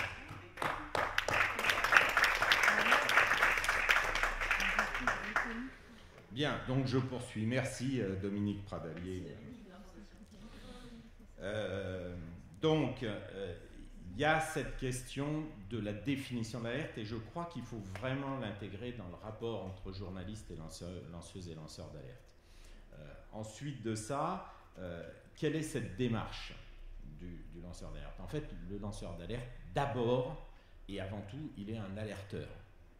Quand je fais la différence, alors le mot n'existe pas, mais il est un alerteur, c'est-à-dire que, comme Agnès l'a dit à plusieurs reprises, comme peuvent le dire, comme l'a fait Irène Frachon finalement, comme le font en quasi-totalité tous les lanceurs d'alerte, ils vont alerter directement les personnes qui sont capables de prendre les mesures, parce qu'en fait la notion d'alerte, c'est à la fois transmettre une information d'une gravité certaine, ou en tous les cas supposée, et attendre des mesures. il y a ces deux dimensions au mot alerte. C'est pas uniquement je te dis ça va pas. C'est je te dis ça va pas, mais il faut faire quelque chose parce que c'est grave. Vous voyez? Et alors là, c'est intéressant à mon sens, c'est que à la fois cette gravité a une dimension anxiogène, que ce soit pour le climat, que ce soit pour la santé publique, etc., parce que c'est grave, et à la fois, et c'est ça qui va caractériser à mon sens la personne qui va devenir lanceuse ou lanceur d'alerte, et je partage vraiment ce que dit dans son expérience Agnès Nodin, c'est que l'alerteur est d'une confiance béate envers l'institution et envers les médias. Il faut comprendre ça. Et il faut comprendre ça parce que quand on va arriver au statut de lanceur d'alerte et de rapport avec les journalistes, il faut que vous intégriez qu'il est d'une confiance totale, je dis béate, dans la capacité de l'institution à prendre des mesures sur une situation grave, et si ça ne s'est pas fait, des journalistes à mobiliser la population en portant à la connaissance de la population. C'est vraiment une dimension qu'il faut vraiment intégrer dans le métier de journaliste, parce que sinon on n'y arrive pas. Il y a un film, j'avais donné le titre, je le redonne ici, je vous conseille de le regarder. C'est un film qui s'appelle Enquête sur une affaire d'État avec Vincent Lindon, sur un scandale d'État, pardon, avec Vincent Lindon, et vraiment cette relation journaliste lanceur d'alerte est importante. Juste, c'est intéressant parce que quand tu m'as donné cette information, j'ai été regarder. Alors j'ai pas pu le voir, mais j'ai été regarder au moins le pitch et quelques extraits. Je vous donne juste le pitch parce que du coup ça peut donner des idées. Octobre 2015, les douanes françaises saisissent 7 tonnes de cannabis en plein cœur de la capitale. Le jour même, un ancien infiltré des stupes, Hubert Antoine, contacte Stéphane Wilner, jeune journaliste à Libération. Il prétend pouvoir démontrer l'existence d'un trafic d'État dirigé par Jacques Billard, un haut gradé de la police française. D'abord méfiant, Stéphane finit par plonger dans une enquête qui le mènera jusqu'aux recoins les plus sombres de la République. Alors, c'est intéressant parce qu'il y a tout un tas de trucs. Il y a un autre point qu'il faut bien intégrer, je m'excuse, je suis peut-être un petit peu long, mais c'est cette question de la subjectivité. Effectivement, l'alerte est subjective. Et la personne qui va alerter a une appréciation subjective de la gravité. Je donne juste un petit exemple. Il se trouve que pendant le Covid, les conseils municipaux ont pu se réunir sans la présence du public. Le législateur a pris une disposition parce que, en République, en démocratie, les membres d'un conseil municipal sont des représentants de leurs concitoyens, non pas des élus. D'accord ? Et donc, il a pris une disposition en disant qu'il pouvait se réunir en respectant le caractère public du conseil municipal, c'est-à-dire l'accessibilité au débat public, si les débats étaient retransmis en public, étaient retransmis en direct à la population. Moi, j'ai dit, tiens, vous m'avez mis un truc interdit au public. Je suis désolé, un conseil municipal ne peut pas être interdit au public. Et en fait, les conseils municipaux n'ont pas compris que c'était quand même un vrai problème de se réunir pour voter le budget payé par les contribuables locaux sans qu'ils puissent assister au débat. Ils ont trouvé ça normal. Alors, ils ont trouvé ça normal dans mon village, mais ils ont trouvé ça normal dans 36 000 communes. Et pour moi, c'est une alerte sur la démocratie. Vous voyez ? Et je suis sûr que parmi vous, vous dites « Non, mais là, il exagère un peu, parce que de toute façon, on n'y va jamais dans les conseils municipaux. Donc, de toute façon, bon, hein, voilà. » Mais vous voyez, ce que je veux dire, c'est qu'il y a une véritable subjectivité là-dessus. Et comme toutes les sources, d'ailleurs, Alexandre le disait tout à l'heure. Alors, je donne cet exemple, et donc, clairement, vous avez d'abord un processus d'alerte dans un cadre de confiance. Irène Frachon s'adresse à l'agence du médicament. J'imagine que tu t'es adressé à ta hiérarchie, Agnès, à plusieurs reprises sur des dysfonctionnements. Moi-même, qui travaille, je l'ai dit, sur un dossier Lyon-Turin depuis beaucoup d'années, je me suis adressé aux politiques en disant « Non, mais ils ne peuvent pas savoir que les prévisions sont toutes fausses. » Vous voyez, on ne va pas claquer 30 milliards d'euros alors que... Mais alors, ça m'amène à une question. Est-ce que ça veut dire que quand on est journaliste et qu'on a face à nous quelqu'un qui se présente comme lanceur d'alerte, mais qui n'aurait pas, par exemple, tapé à toutes les portes au sein de son institution, au sein de son entreprise, pour faire bouger les lignes, pour dénoncer, etc. Qu'est-ce qu'on fait ? Alors, d'accord, je réponds là-dessus. En fait, la question, c'est qu'il y en a qui peuvent s'adresser dans leur entreprise, c'est d'ailleurs ce qu'ils font en général, mais pas que dans les entreprises, parce que les problèmes d'alerte sur des situations publiques qui ne relèvent pas de l'entreprise, et d'ailleurs c'est un des problèmes de la loi de protection des lanceurs d'alerte qui est mal née en fait, cette loi, c'est mon opinion, la loi est mal née parce qu'elle est dérivée de la loi Sapin 2 qui considère que le risque pour la société, c'est le lanceur d'alerte. En partant du principe que le lanceur d'alerte est en fait un risque pour les sociétés économiques. Et donc, en fait, on a inversé le truc et en fait, le lanceur d'alerte devient le risque. Je vous donne tout de suite l'exemple, le contre-exemple. Chez Lactalis, il y avait de la salmonelle partout, c'était su dans toute l'entreprise, y compris à l'extérieur, dans les services de l'État. Il n'y a pas eu de lanceur d'alerte, les gosses finissent à l'hôpital. Point. Quand il n'y a pas de lanceur d'alerte, il y a un risque. Le risque n'est pas le lanceur d'alerte, le risque, c'est l'absence d'alerte, l'absence de lanceur d'alerte. Oui, Ariane. Moi, je suis confrontée actuellement à un cas d'un lanceur d'alerte qui me signale qu'il va y avoir un très gros essai clinique en Afrique, dont les conditions éthiques sont très très contestables. Ça va commencer normalement d'ici quelques mois. Est-ce qu'il a matériellement le temps d'alerter, d'essayer de l'arrêter en passant par les entreprises, par l'OMS, par la Fondation Gates qui le cofinance? Ou est-ce que éthiquement il ne faut pas le plus vite possible sortir l'info pour éventuellement protéger ces femmes, en l'occurrence des femmes enceintes en plus, qui vont être exposées à un médicament qui double leur taux de prématurité, donc qui leur fait courir un risque potentiellement fatal, ainsi qu'à leur enfant. Alors vous, en tant que journaliste pigiste, du coup, comment vous vous positionnez face à ça? Je vais essayer de le sortir. En fait, la loi, elle a changé là-dessus. C'est-à-dire qu'avant, on avait l'obligation de suivre un truc qui était assez tracé, c'est-à-dire d'abord de référer à une autorité à l'intérieur. Donc, en gros, c'est-à-dire que vous demandez à un flic de prévenir qu'il y a un problème à l'intérieur. Et à ça, l'IGPN entre autres, mais déjà avant d'arriver à l'IGPN... Non, parce que si on avait un accès à l'IGPN direct, ce serait peut-être différent, mais je ne suis pas sûre, parce qu'avant d'arriver à l'IGPN... on a toute une chaîne hiérarchique à respecter et souvent il y a des choses dont l'IGPN n'a pas connaissance parce que le pas de vague fait que ça s'arrête bien avant en fait. On résout, on lave le linge sale en famille, c'est de facto ça que ça veut dire. Ça, la loi l'a changé récemment. On n'a plus cette obligation d'alerter en interne. Il faut, c'est-à-dire que l'alerte, elle est donnée à partir du moment où elle arrive dans un espace externe ou auprès d'une autorité. L'autorité, ça peut être l'Assemblée nationale, l'autorité, ça peut être le Sénat. Enfin, il y en a plein, en fait, d'autorités. Ça va même au-delà, c'est-à-dire qu'aujourd'hui, peu importe, aujourd'hui, on peut aussi rendre directement le signalement public en cas de danger grave et imminent. Alors pour les alertes qui sont hors du cadre professionnel, c'est danger grave et imminent. Pour les alertes qui sont dans le cadre professionnel, c'est danger imminent ou manifeste pour l'intérêt général. Il y a des nuances entre quand c'est une alerte dans le cadre professionnel et hors du cadre professionnel. Et donc il y a une possibilité de ne pas suivre les échelons. Enfin déjà, effectivement, on peut zapper l'échelon interne. Et après, il y a une possibilité... Bon, après, j'imagine que c'est aussi la jurisprudence qui fera comment ça peut être considéré. Mais si on prend la loi en tant que telle, il y a possibilité de rendre directement public quand même à ce niveau-là. Et après, moi, effectivement, la question du statut de lanceur d'alerte ou pas, c'est important dans le sens où, effectivement, ça offre normalement une protection.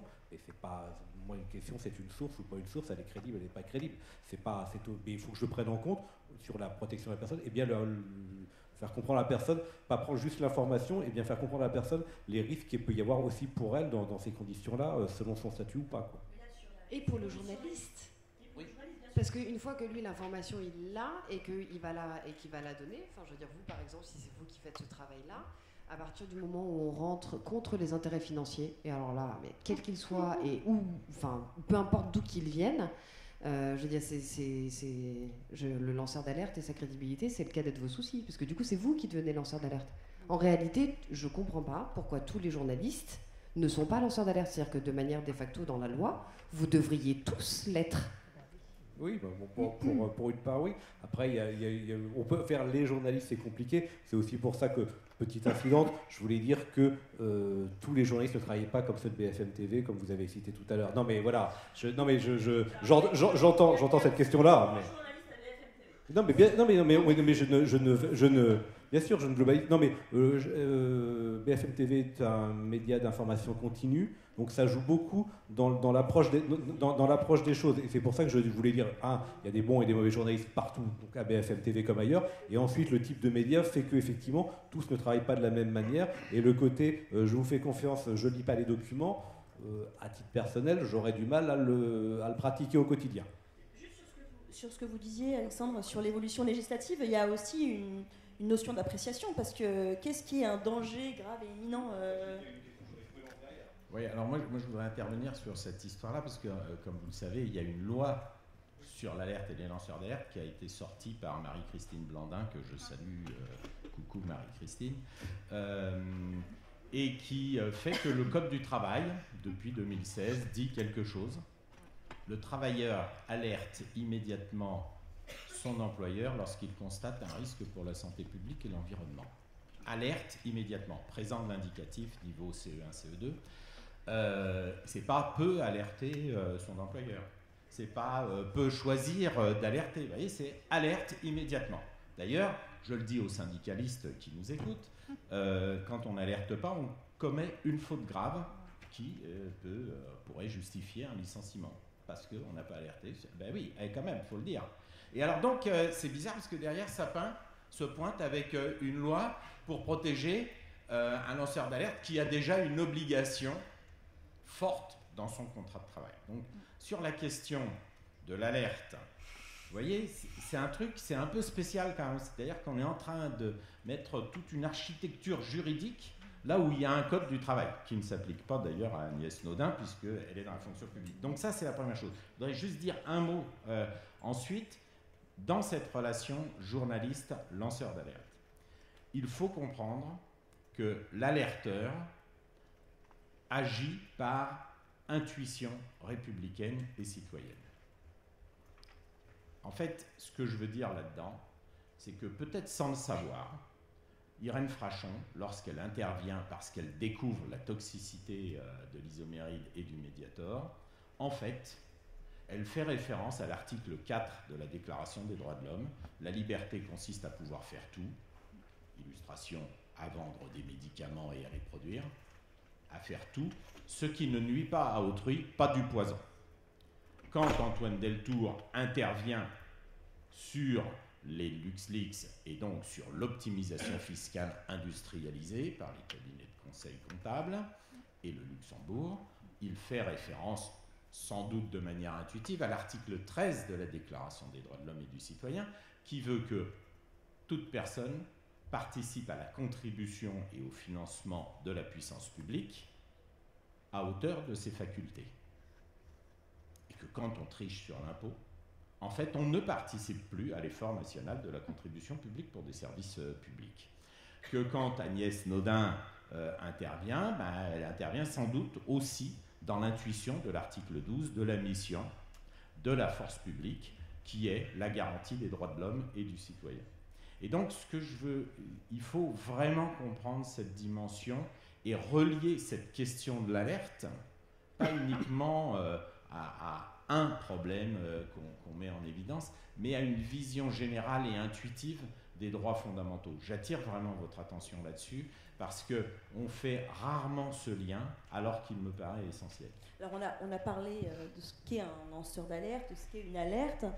Selon vos expériences à vous, en tant que journaliste pigiste, Alexandre également, et puis Agnès en tant que lanceuse d'alerte, quelle est la bonne relation à avoir entre un journaliste et un lanceur d'alerte? Quels sont les bons ingrédients? Quelle est la bonne distance? Selon vos expériences, Agnès. C'est un peu ce que je disais tout à l'heure, c'est-à-dire que même moi aujourd'hui en tant que lanceuse d'alerte, j'ai d'autres personnes qui viennent me voir qui n'ont pas encore lancé l'alerte, qui pourraient le faire. Ils sont encore en vie, donc on les a pas encore. Voilà, ils sont encore en vie. Je pense qu'ils sont encore en vie, mais qui sont. Je vais reprendre. Non, juste sur un truc que je voulais dire tout à l'heure. À un moment donné, on décide de passer par les journalistes parce que, en tout cas au ministère de l'Intérieur, on sait que c'est eux qui les emmerdent. Nous, on n'est rien. Donc en gros, moi, je me suis servi des journalistes entre guillemets, parce que je sais comme on n'est plus dans on lave son linge sale en famille et que là on va le laver avec tout le monde, c'est ça qui va les faire chier. C'est parce que nous on dit, ils s'en foutent. À partir de voilà, pour moi le journaliste a été un outil de support et de diffusion du message. Voilà, encore naïvement, en me disant comme ça va peut-être faire bouger les choses. On en est à un an, on est passé par l'Assemblée nationale, on est passé par tout un certain nombre de choses, il n'y a rien qui change. Donc voilà, donc en plus on lance des alertes, on s'en prend plein la gueule et ça sert à rien, donc c'est parfait. Ça c'était juste, voilà. Et en tant qu'écrivain et on va dire là pour le coup policier, forcément il y a d'autres policiers qui sont venus vers nous, qui eux n'ont pas encore lancé d'alerte puisqu'ils ne sont pas allés voir les journaux, mais enfin ils ont essayé. Et après là on se retrouve dans des cas qui sont potentiellement tellement graves que tant qu'ils ne disent rien, ils peuvent encore rester en vie. Alors on les bâillonne avec des procédures bâillons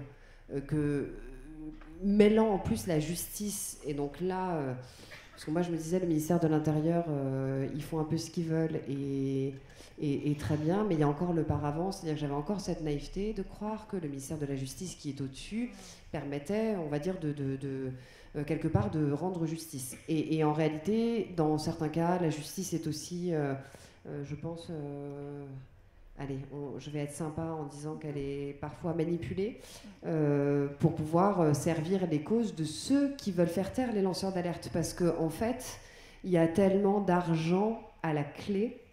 On est sur des choses qui mettent en lien des libertés fondamentales du citoyen et de l'autre côté, dans l'autre côté de la balance, qui bien évidemment, comme vous l'imaginez, pèse plus lourd. Et dans le cas des journalistes, c'est le cas aussi, hein, parce qu'on ne va pas se leurrer, c'est toujours une question d'argent et de qui détient les manettes. Ou de pouvoir. Pas forcément que d'argent. Ou de pouvoir. Alors, c'est, effectivement, dans le cadre du journal, on est dans un cadre de pouvoir, parce qu'effectivement, je veux dire, le journaliste, il a pour moi, il a un rôle qui est essentiel dans notre société. Et de la même manière, il va être dévoyé, ou en tout cas, il va être détourné à ses fins. C'est-à-dire, on va pas forcément... Je parle même pas de fake news, hein, mais en gros, l'idée, c'est ce qui pourrait vous intéresser, vous, mettrait tellement d'enjeux financiers justement en jeu que du coup, les milliardaires qui sont aujourd'hui à la tête de la plupart des groupes de presse rendent service aux petits copains, soit en ne donnant pas le temps aux journalistes de faire le boulot qu'ils ont à faire, soit en leur disant non, ça en fait on va pas en parler parce que là le petit copain d'en face il va pas être très content. Donc, et il y a des lanceurs d'alerte qui aujourd'hui ne peuvent pas lancer d'alerte parce que s'ils le faisaient, je sais pas s'il serait encore en... Moi je me dis que finalement ce que je raconte c'est nul et il n'y a rien à dire parce que je suis encore en vie. Voilà. C'est difficile d'interviewer un lanceur d'alerte qui est mort. Pour les journalistes, c'est pas le bon client, hein. Mais voilà, mais je crois que... Il y a des journalistes aussi qui en sont morts. Enfin, je veux dire, c'est pas... Ça existe effectivement aussi. Ariane, non, allez-y Alex. Pas du tout. Oui, par rapport à cette relation-là, je pense qu'effectivement, déjà, il faut établir un lien de confiance face à ces deux personnes qui ne se connaissent pas. Il faut commencer par établir effectivement un lien de confiance, donner un certain nombre de gages de bonne foi haute, et écouter la personne, mais aussi lui faire comprendre qu'effectivement, la culture du doute, elle est, à mon sens en tout cas, fondamentale pour le journaliste, c'est-à-dire qu'il ne prend pas pour argent comptant, il prend avec bienveillance, mais derrière il a besoin de vérifier, ou il a besoin d'éléments pour corroborer ce qui est dit, etc., etc. Mais de toute façon, c'est quelque chose en fait qui demande du temps, et fondamentalement, on est toujours dans cette question-là, c'est du temps pour faire correctement son travail, c'est-à-dire commencer par nouer ce lien de confiance pour que le lanceur d'alerte ait cette confiance, mais que derrière soit aussi en capacité, c'est pas évident, je l'entends, de comprendre que le journaliste ne peut pas prendre tout ça pour argent comptant et qu'il doit effectivement y vérifier ou avoir des éléments supplémentaires, ou est-ce que vous savez s'il y aurait quelqu'un qui pourrait corroborer ça, etc. etc. Donc c'est vrai que prendre en pleine face le doute que nourrir le journaliste vis-à-vis de la personne n'est peut-être pas évident. Mais c'est vrai que ça commence par établir une relation de confiance à mon sens, effectivement. Il est 12h04, il nous reste une vingtaine de minutes, 25 minutes. J'avais envie qu'on parle de la question de la technicité, les limites à la technicité quand on est journaliste pour pouvoir travailler avec les lanceurs d'alerte. Il y a la question aussi de comment protéger mieux les lanceurs d'alerte aussi, aujourd'hui. Je ne sais pas si Ariane, vous vouliez rajouter quelque chose sur ce petit point qu'on avait fait, et puis ensuite, parole à la salle et place aux questions. Juste pour dire que pour moi, la relation avec les lanceurs d'alerte, elle se construit effectivement dans le temps et c'est vraiment du cas par cas. Mais effectivement, au bout d'un certain, là, ça fait 10 ans que je travaille sur ces sujets, je sais que j'ai notamment un spécialiste des essais cliniques qui va aller me repérer tout de suite où sont les fraudes et où sont les mensonges, notamment des labos. Mais après, je me heurte et je reviens sur la notion de naïveté. J'arrive avec souvent d'énormes sujets du point de vue santé et médicaments. Et j'arrive et les médias en gros, je n'arrive pas à les placer dans la plupart des médias parce qu'on me dit ouais, bon, bah, c'est quand même vraiment énorme. Et puis tu comprends, ça risque d'alimenter les complotistes. Et ça, c'est énorme dans quel sens? Énorme dans des scandales de santé publique, il y en a tout le temps. Tout le temps, mais ils n'explosent pas, on ne les connaît pas, notamment sur le médicament. Mais voilà, après, c'est précisément. La réaction des rédactions et des confrères, c'est parfois ouais, mais tu comprends. Alors après, ça veut dire que le système vraiment est dysfonctionnel, malheureusement. Et donc, on alimente le complotisme. Ouais, mais alors on fait quoi? On n'en parle pas? Est-ce que c'est de plus en plus difficile avec le Covid? Absolument. Et avec la question des récits complotistes autour du vaccin, par exemple? Notamment, mais alors le Covid, effectivement, ça a encore tout reverrouillé, encore plus verrouillé. Moi, je crois que mon expression... Alors, donc, quand j'étais flic, c'était la meilleure arme du policier, c'est son stylo. Et ce que j'entends beaucoup dans la bouche des lanceurs d'alerte, c'est il faut bien comprendre que plus c'est gros, plus ça passe. Je crois que ça va être ça le mot de la fin. Moi, j'avais juste deux petits mots que j'avais notés. Je pense que dans une bonne relation avec un lanceur d'alerte, il faut que le journaliste expose la question du modèle économique de son travail. Parce que sinon, le lanceur d'alerte, il ne comprend pas, parce que lui, en fait, le lanceur d'alerte, ça fait 15 ans qu'il bosse sur un dossier, sur l'isoméride, etc. Par définition, il ne connaît pas le monde des médias. Bien évidemment. La deuxième question, c'est, j'attire votre attention qu'on a un peu tendance, surtout à la télé, bien sûr, à chercher le bon client. C'est-à-dire qu'il faut que le lanceur d'alerte parle bien, s'exprime bien, à la radio aussi, mais si en plus de ça, il est avenant, vous voyez, le truc, ben bon, voilà. Donc, il faut aussi se méfier de ça. Personnellement, je me méfie, j'ai beaucoup de gens qui m'appellent, alors aux rencontres annuelles des lanceurs d'alerte, les gens arrivent et disent « Bonjour, je suis lanceur d'alerte ». Alors tu te dis « Je reprends ma main », et là tu te dis « Méfiance ». Et en fait, vous voyez, même moi, franchement, on rencontre beaucoup de gens, c'est compliqué, donc il faut y passer du temps, mais je vous renvoie à la lecture du livre de Sophie Rollet sur un accident avec des pneus, je ne sais plus si c'est Goodyear Continental, son mari est décédé là-dedans. En fait, vous lisez la première partie du bouquin, la moitié du bouquin, et vous avez l'impression qu'elle est « Bonjour, je suis lanceuse d'alerte », parce qu'elle commence par dire « Je suis comme Irène Frachon ». Bon, alors vous dites sur des questions de pneus, et puis vous apercevez qu'effectivement, il y avait une vraie alerte sur la deuxième partie du bouquin, donc il faut prendre du temps. La troisième chose que je voulais vous dire, c'est que l'alerte ne s'arrête pas au traitement du portrait du lanceur d'alerte. Ça, c'est vraiment ce qui ressort aussi du film, dont on a parlé tout à l'heure. C'est-à-dire que, bien évidemment, le modèle économique de la presse fait qu'on a besoin de personnaliser, etc. Et que quand on y revient sur un nouveau truc, sur l'alerte, eh bien, en fait, on dit « Mais non, mais on a déjà fait le lanceur d'alerte. Celui-là, on l'a déjà fait, quoi. On passe à autre chose, quoi. » Et là, il y a une vraie problématique qu'il faut absolument mettre sur la table. Donc, je voulais vous le dire. Quant à la complexité, parce qu'on en a parlé, moi j'ai un truc, je fais un truc sur le transport, le Lyon-Turin, et donc je me pointe dans une réunion, je dis ah mais non, mais tout a changé depuis qu'on a les bébés 36 300. Alors là, tout le monde est perdu, bien sûr, puisqu'on est passé d'une motrice bicourant à une motrice tricourant, donc on a amélioré l'exploitation. Mais c'est pour vous dire, vous voyez, que la personne qui va alerter, qui va travailler sur son dossier, bien évidemment, elle va rentrer dans des choses complexes, mais qui, à un moment, vont modifier les choses. Voilà. Donc je pense que c'est vraiment important de comprendre que dans cette relation, il y a une attente maximum et une confiance, mais béate, Agnès, je te crois un peu béate par rapport à la presse, etc. Vous voyez, on est tellement confiant, premièrement dans l'institution, puis après dans le fait que ce soit porté à la connaissance du public parce que la gravité le nécessitait. Voilà, donc je termine là-dessus et je pense que c'est important de le garder. Merci beaucoup. Place aux questions. Il y a une première main qui s'est levée. Est-ce qu'il y a un micro qui passe dans la salle ou est-ce que c'est celui-ci qu'on... Alors je veux bien que Lucille Verland, journaliste. Merci Lucille.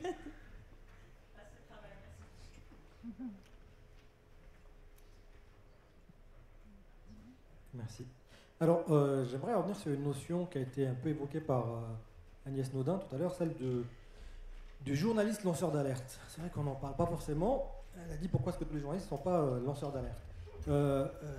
Pour mettre un petit peu le cadre, le lanceur d'alerte, c'est une personne qui sort de l'anonymat en général. C'est pas une source. C'est une personne qui se met devant parce c'est une personne qui a peut-être eu la possibilité d'alerter une hiérarchie et qui ensuite va faire appel au journaliste pour médiatiser son alerte. Peut-être qu'il y a 20 ans, on parlait du cas d'Irène Frachon, il fallait passer par des journalistes de grands médias pour faire connaître la problématique en question. Aujourd'hui, en 2024, un lanceur d'alerte qui, une fois qui a passé déjà l'étape de la hiérarchie, peut aujourd'hui ouvrir une chaîne YouTube ou s'exprimer sur Facebook et avoir une audience sur ce cas-là, peut médiatiser ça. Moi, j'ai envie de parler du cas du journaliste lanceur d'alerte dans le cas où il a affaire à des sources qui ne peuvent pas s'exprimer, qui sont des lanceurs d'alerte mais qui ne peuvent pas s'exprimer, notamment dans des pays où il n'y a pas de cette protection, justement, il n'y a pas ce statut dont on parle de lanceur d'alerte. J'ai envie d'évoquer le cas d'une personne que je connais, qui est un journaliste indépendant. C'est aussi un cas aussi important de la différence entre le journaliste indépendant, lanceur d'alerte, et le journaliste qui a sa carte de presse, qui est protégé par ce statut-là. Je vais évoquer le cas de, je ne sais pas si vous connaissez, Romain Molina, pour rester dans la thématique du journalisme et du sport. C'est un journaliste indépendant qui est spécialisé dans le sport et qui a sorti beaucoup de scandales par rapport aux abus sexuels dans le sport. Et il a écrit dans de grands médias, mais il est surtout indépendant. C'est-à-dire qu'il s'exprime beaucoup sur Facebook, il fait des bouquins aussi. Et il a maintenant une certaine aura. C'est-à-dire qu'il a sorti des scandales qui ont abouti. C'est-à-dire qu'il y a eu des répercussions sur le terrain. Il a sorti des scandales en Haïti, au Congo, au Gabon, dans plein de pays. Et lui, il est établi en Espagne. C'est un journaliste indépendant français.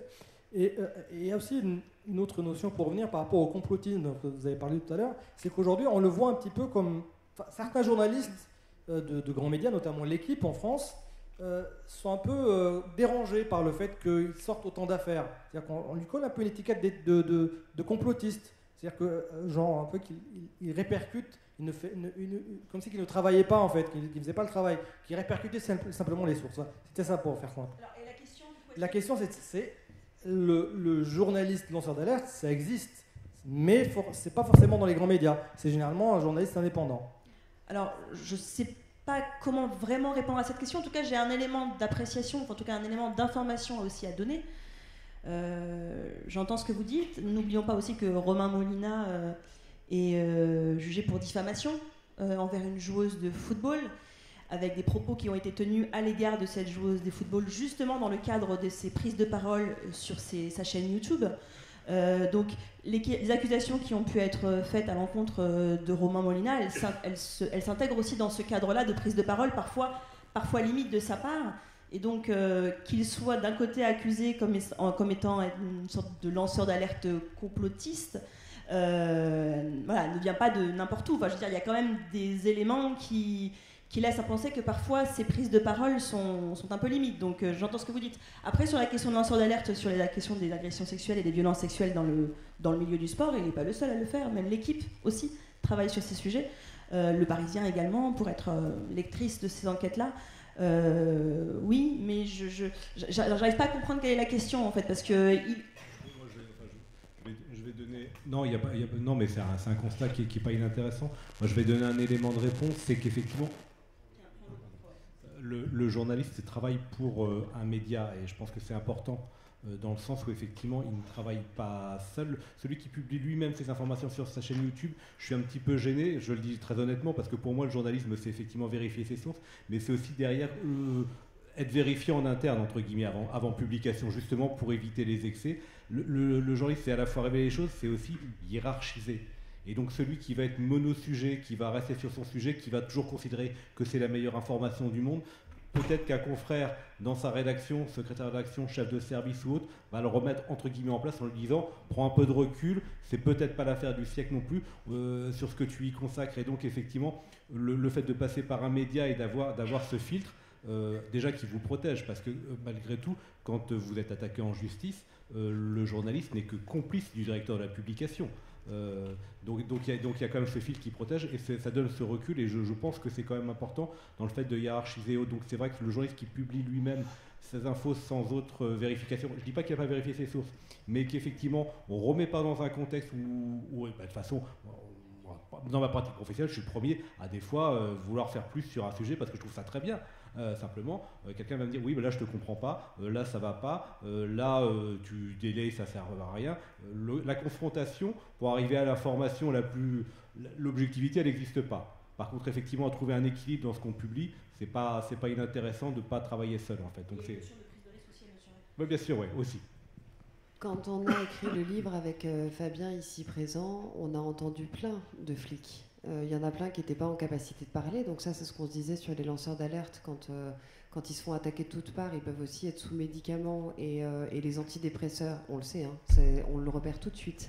C'est-à-dire que quelqu'un qui est sous antidépresseur, il est incapable de vous donner une chronologie de ce qu'il a fait, des services dans lesquels il a été, enfin, c'est le brouillon. C'est-à-dire que les antidépresseurs rendent encore plus brouillon la problématique initiale. Et finalement, quand on a écrit ce livre-là, on a fait, pour moi, un travail de journaliste.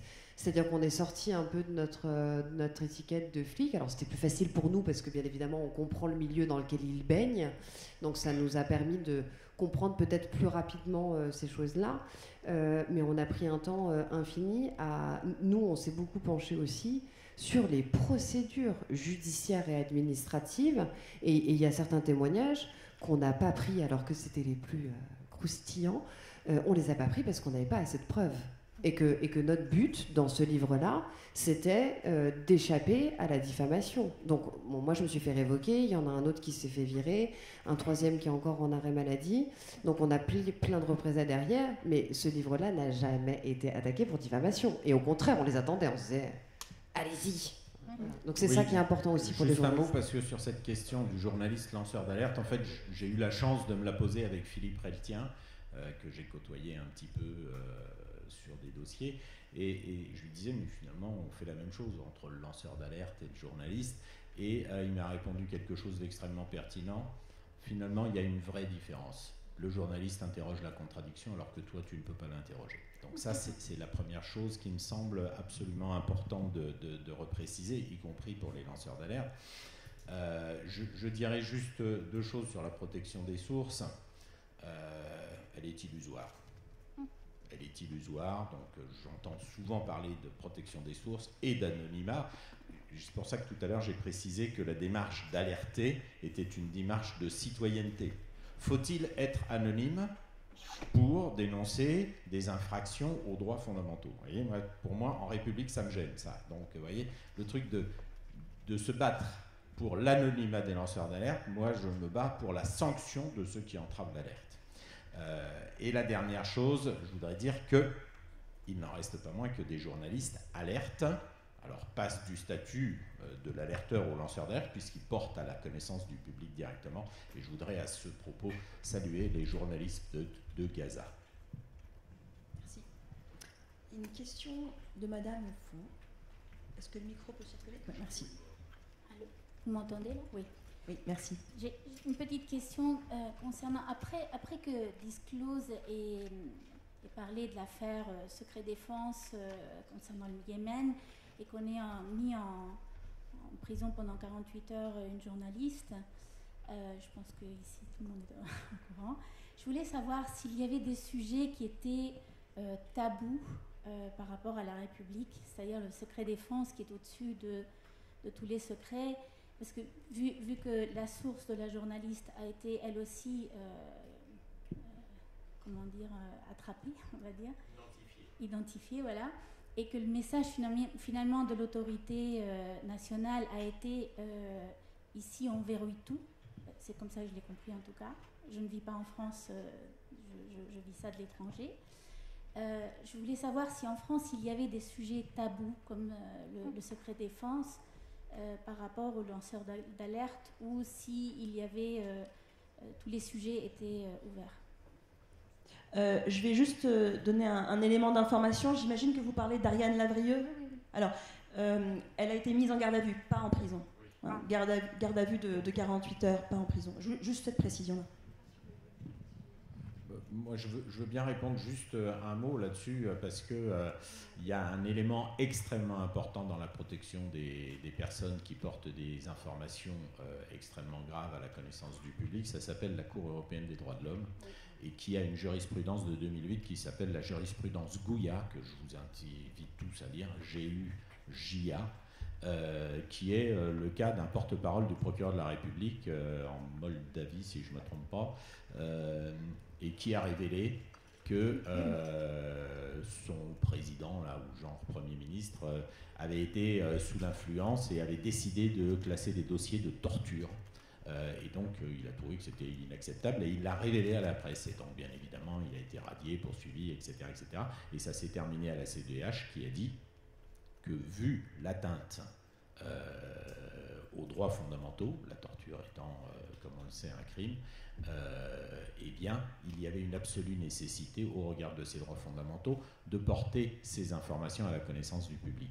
Donc, j'attire votre attention que là aussi, sur l'alerte, il faut aller jusqu'au niveau de la CEDH pour bien comprendre cette logique de protection, notamment dans ce qui concerne les secrets défense et les secrets protégés, y compris le secret des affaires. Y compris le secret des affaires, c'est-à-dire que l'intérêt supérieur des droits fondamentaux peut justifier effectivement des atteintes proportionnées, bien évidemment, à ces secrets. Voilà. Mais alors là, il faut être très riche. C'est-à-dire qu'avant d'arriver à la CEDH, vous avez déjà à peu près, je dirais, entre 50 000 et 100 000 euros qui sortent de votre poche pour pouvoir vous défendre. Parce que la CEDH, c'est le dernier... En gros, il faut passer d'abord par le tribunal, la cour d'appel, potentiellement la cour de cassation, et après seulement vous allez à la cour européenne. Donc en fait, ça fait déjà 10 ans que vous avez déjà dénoncé l'alerte, ça fait 10 ans qu'on vous écrase, et encore, quand vous arrivez à la CEDH, on étudie votre dossier, votre saisine, pour dire ok, on la prend ou on la prend pas. Donc déjà, il y en a énormément qui ne sont pas prises pour tout un tas de raisons. Je ne vais pas rentrer dans les sujets techniques. Et une fois que la saisine est faite, généralement, le délai pour avoir une décision, c'est entre 4 et 5 ans. Voilà. Et donc en attendant, ce qui prédomine, en attendant ça, c'est le secret. C'est-à-dire la culture du secret dans laquelle on baigne en France. Mais alors, je veux dire, c'est grand bain, c'est océan. Et que ce soit le secret des affaires, secret défense, secret de sûreté, secret de machin. Et le secret des affaires, ça n'est ni plus ni moins ce que je pense madame de l'autre côté là-bas essaye de dire. C'est en fait, c'est que d'une question de lobbying. Les lobbying, ils sont partout, ils sont au niveau de l'Europe. Enfin, je veux dire, moi, je veux bien la CEDH. Hein. Ok, la CEDH seulement. Après, il y a tout ce qui est la Commission européenne, etc., etc. Et là, c'est encore autre chose. Donc finalement, avec le secret des affaires, on a aussi le secret alors pas des sources, mais le secret des finances. Et donc, une fois que tout est bouclé, on ne sait pas où va l'argent, on ne sait pas d'où il part, d'où il vient et où est-ce qu'il va. Et en fait, finalement, les lanceurs d'alerte, à un moment donné, se retrouvent face à ce mur-là.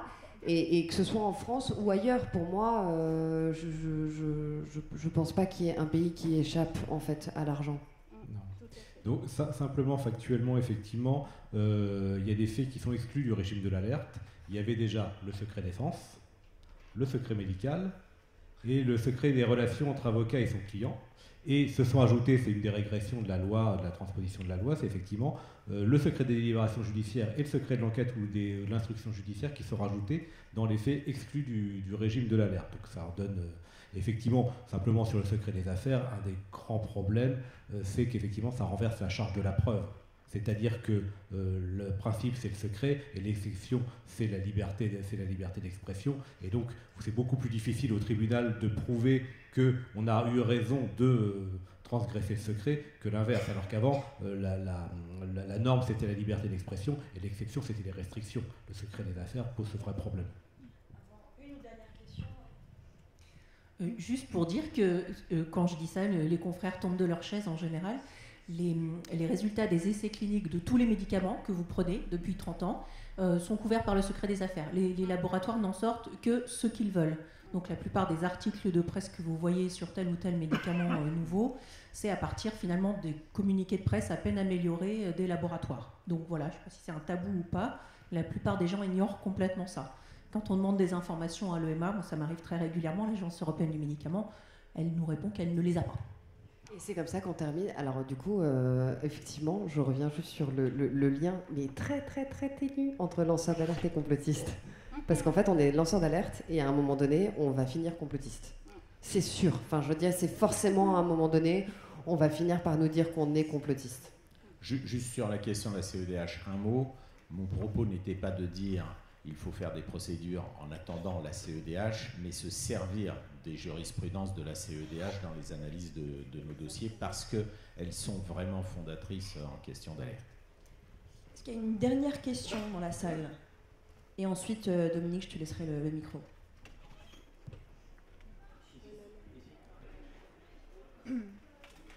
Merci Marc. Merci. Moi, c'est une question très anecdotique. C'est pour Ariane. Je voulais savoir comment on convainc, quand on est pigiste, une rédaction de publier un sujet comme le sujet dont vous avez parlé tout à l'heure sur ces essais cliniques en Afrique.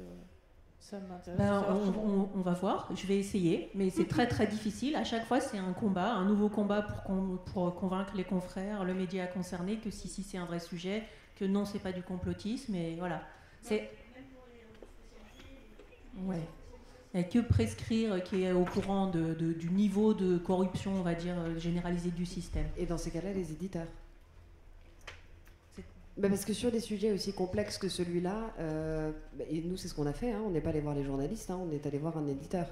Parce que l'éditeur, lui, va y voir. Mais du coup, et ça, c'est le piège. Je ne le savais pas avant de découvrir la loi justement sur les lanceurs d'alerte. C'est-à-dire que le lanceur d'alerte, il ne doit pas obtenir entre guillemets une rémunération ou un avantage à lancer l'alerte. Donc quand nous on passe par un bouquin où on est, non, bien, on ne gagne pas d'argent là-dessus.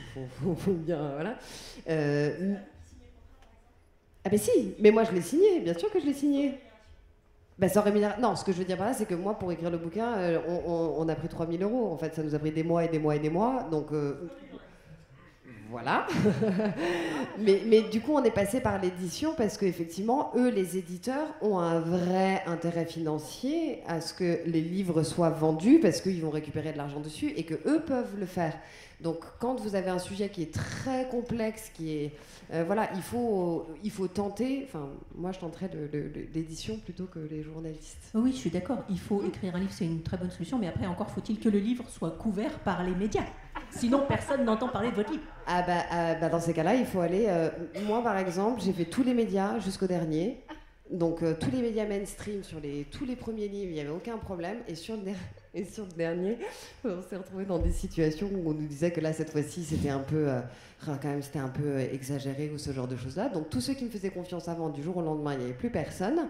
Et là, derrière, on a pris tout ce qu'on appelle aujourd'hui les médias non mainstream, c'est-à-dire ceux qu'on retrouve sur les chaînes YouTube ou autres, mais parce que ce sont des gens qui sont passionnés par ce qu'ils font et qu'à un moment donné, ils y mettent le temps, tout ce qu'on veut. Il y en a plein des journalistes comme ça qui passent par ces... Et il y en a de plus en plus des plateformes comme ça, donc, et heureusement d'ailleurs. Après, la question de vivre aussi de tout ça. Dernière question.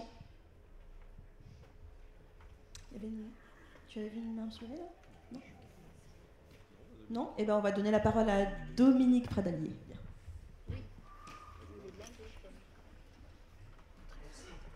Alors, tout d'abord, Madame Naudin, vous avez raison, la France a cultivé le secret depuis une vingtaine d'années de façon complètement folle et exponentielle.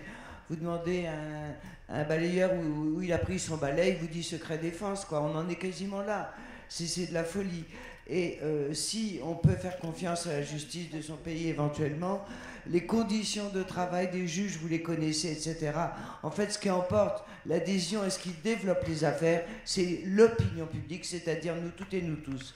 Et ça, il faut vraiment, vraiment développer l'information entre nous. Pardon, j'avais demandé le micro pour Julian Assange. Je vous ai dit que la Cour britannique lui permettait d'exposer son opposition à l'extradition, mais, je viens d'avoir, il y a toujours un mais avec les Britanniques, pardonnez-moi, là je fais un peu de racisme anti-brit, mais les États-Unis d'Amérique ont 3 semaines pour prouver qu'ils ne risquent rien à être extradés, c'est-à-dire que la torture continue. Oui, je vous propose de vous lire l'article 11 de la Charte des droits fondamentaux de l'Union européenne, puisque, comme vous le savez, etc., toute personne a le droit à la liberté d'expression, Ce droit comprend la liberté d'opinion et la liberté de recevoir ou de communiquer des informations ou des idées sans qu'il puisse y avoir ingérence d'autorité publique et sans considération de frontières. Je le dis parce que c'est bien de se référer toujours à ces principes fondamentaux dans tout ce qu'on fait. Un grand merci donc à Alexandre Buzine, Agnès Naudin, Ariane Desnoyers et Daniel Ibanez pour cet atelier. Merci à vous d'être venus et bonnes assises tout au long de la journée et les jours suivants.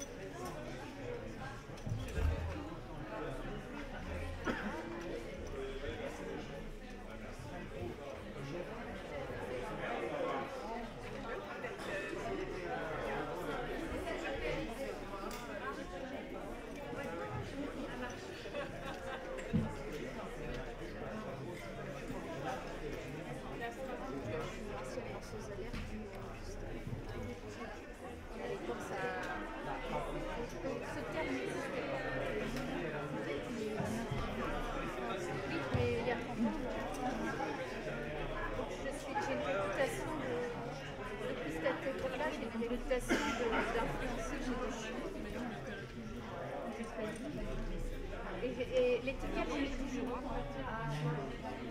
Ça m'a coûté cher. Ça m'a séparé mes talons.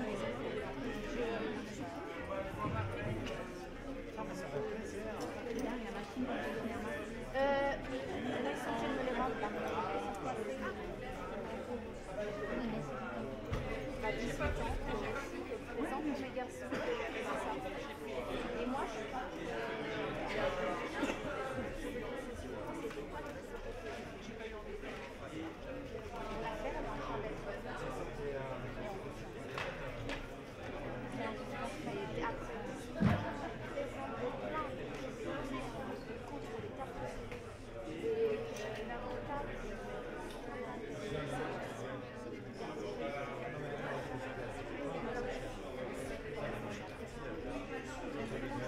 Non, parce que nous, on a mes victimes.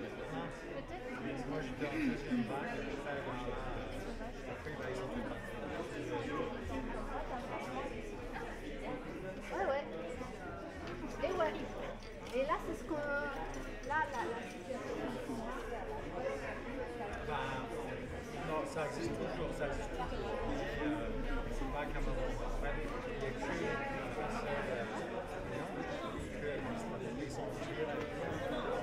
même dans le rouge, on aime bien c'est la fin.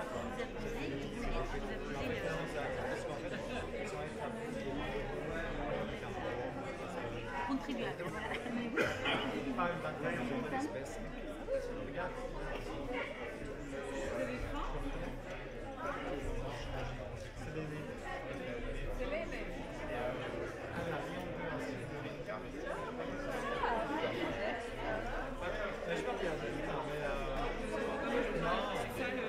C'est les tu me donnes l'adresse que je peux regarder. Oui.